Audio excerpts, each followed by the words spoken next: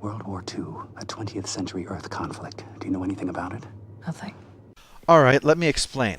A guy with a mustache like Charlie Chaplin by the name of Hitler took over the country of Germany thanks to the support of a group called the Nazis, or Nazis if you're Winston Churchill, or drunk, or both.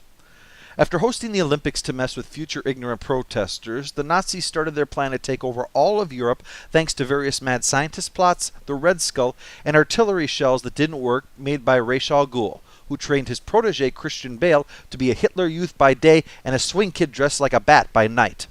Hitler's ambitious plans to win victory using the Ark of the Covenant was thwarted by Indiana Jones, succeeding only in drawing Hellboy to Earth. Wonder Woman and the Rocketeer tried to stop him, but soon Hitler's forces took over most of Europe along with the Italians, whom they were allies with because Germany drew the short straw. America stayed out of it because of Edith Keller, but luckily some drunk asshole ran her over. So in 1941, when Japan bombed Pearl Harbor, despite Cuba Gooding Jr.'s best efforts, the United States decided that that was an act of war, and not a reason to just shake our fist impotently at the sky. They were almost stopped by Kirk Douglas and Martin Sheen in their time-traveling aircraft carrier, but were themselves stopped by all the time travelers arriving to kill Hitler, ripping a hole in the space-time continuum.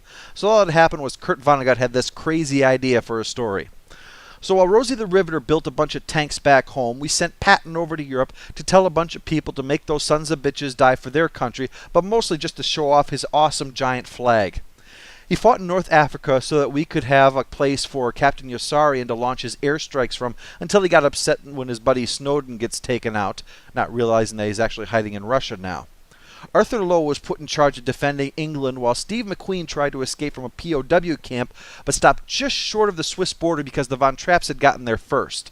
And Richard Attenborough only succeeded in coming up with a plan to house cloned dinosaurs, all while Colonel Klink patted himself on the back.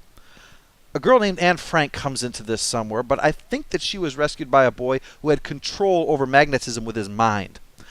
Then they started the D-Day invasion, once a group of 12 angry men led by Lee Marvin are told not to shower and invade first, so we could send Forrest Gump in to go looking for Matt Damon.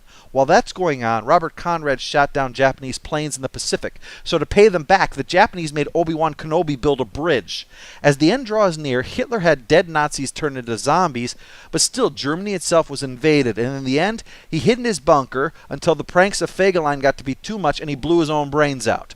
And Oppenheimer made a big bomb to blow up Japan, and after it was sent, the Japanese blew up the boat and sent sharks to eat all the sailors, so Slim Pickens dropped the bomb on them, and they gave up, and also somewhere in there is a submarine. I don't remember what it does exactly, though. Anyway, that's what I got off of Ask.com, so it's got to be true.